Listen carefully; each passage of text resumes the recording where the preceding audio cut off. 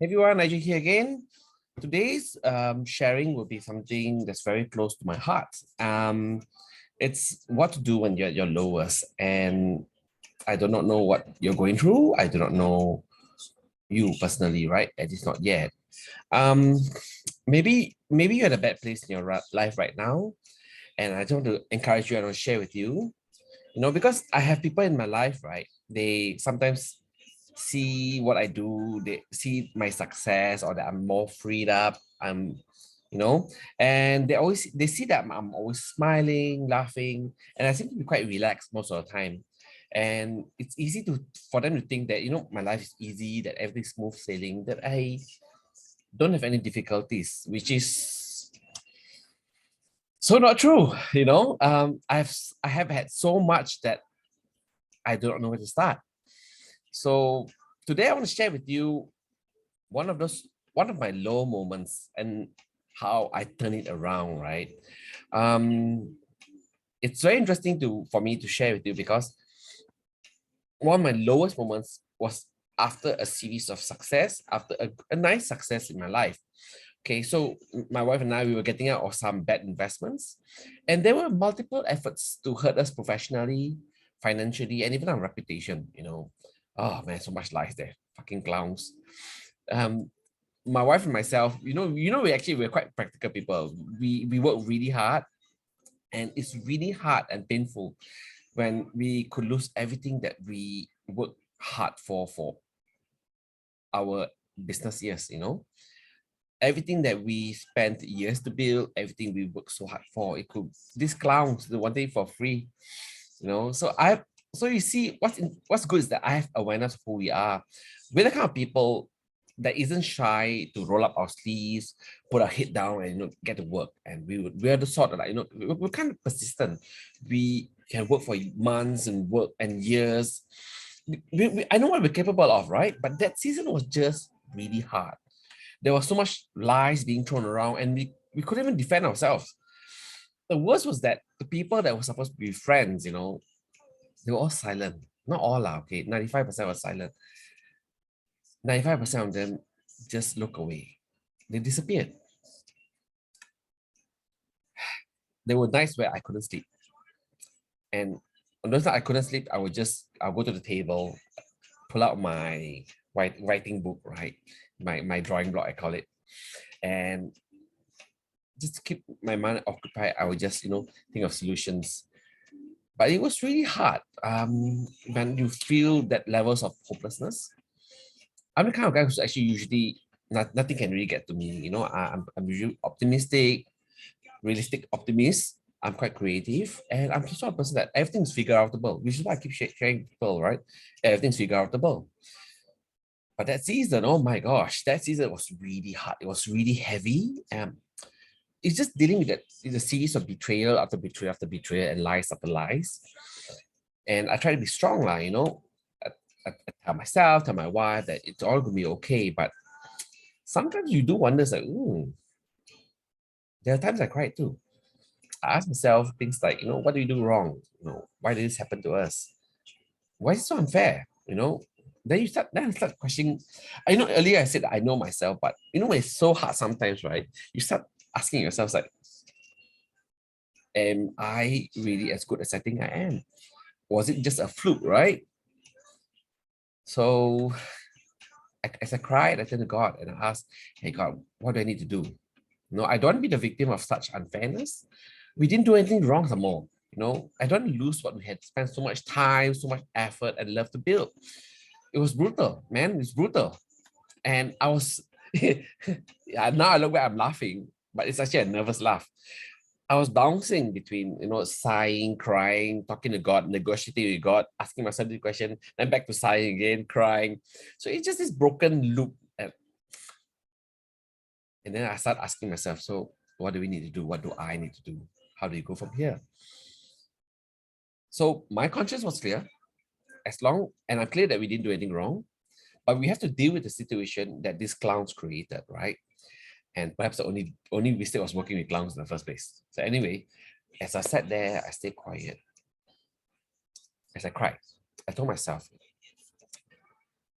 it is unfair, and though it's unfair, there's no point just crying. Yes, cry for 15 minutes, 20 minutes, 1 hour if I needed to. But after that, I need to get to work, right? For those who don't take the responsibility, who like to blame others, good luck to you and fuck off. For me, I will take full responsibility for myself, my life, and my family. Then I started asking myself again, what I do now? How do I progress from here? And after a series of nights like that, the answer came to me almost immediately. Just like that. This, yeah, I mean, it sounds so simple, but it says, worst case, right? We start over from nothing, from beginning, right? That's the worst case. And so when I came to Singapore, I started from nothing. I was a broke immigrant, man. My parents were average middle class family, and I came here. I looked for a bursary. I did everything myself, right? I got no rich uncle or aunties to tap on here. I got no childhood friends or deep networks I can tap on. I even have credit card debt. My gosh, 5K. Ooh. But looking back, we've made it so far. And knowing that, I know that we won't die. And as long as there's breath with me, as long as I can think, I have my hands, I have my feet, I can still get up. I will get up and fight. No one can take away my ability to think, my ability to work.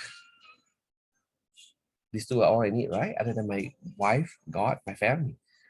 And this is the worst case scenario. And as I repeat this to myself, funnily, I repeat to myself, I just say, okay, cut back on spending and let's just start over. The funny thing was that I started getting excited. I don't know, maybe it's like nervous excitement or awkward excitement. I started getting excited, think, oh gosh, now I can actually do what I want. Oh my goodness. And I know that. And I started thinking that as I can start doing it all over again, I know we can make it back. And I know that I know, as long as I don't give up, as long as I keep pressing and enduring, we probably be okay, right? And we made it, right? Once we sorted out the clowns and the circus acts, we got straight to work. I focused on cost solutions, work through them, and turn things around. If I look at today, so the date today is 16th of December, and the hard times was just years back. I look at the year now and the years back then, the dark times. I'm not just 2 times better, 3 times better, 5 times better, 10 times better. I'm way better than that. I'm way more successful than then. You know, but those were tough times, and in as much as they are very intense, they're very painful, they serve a very good and powerful purpose. This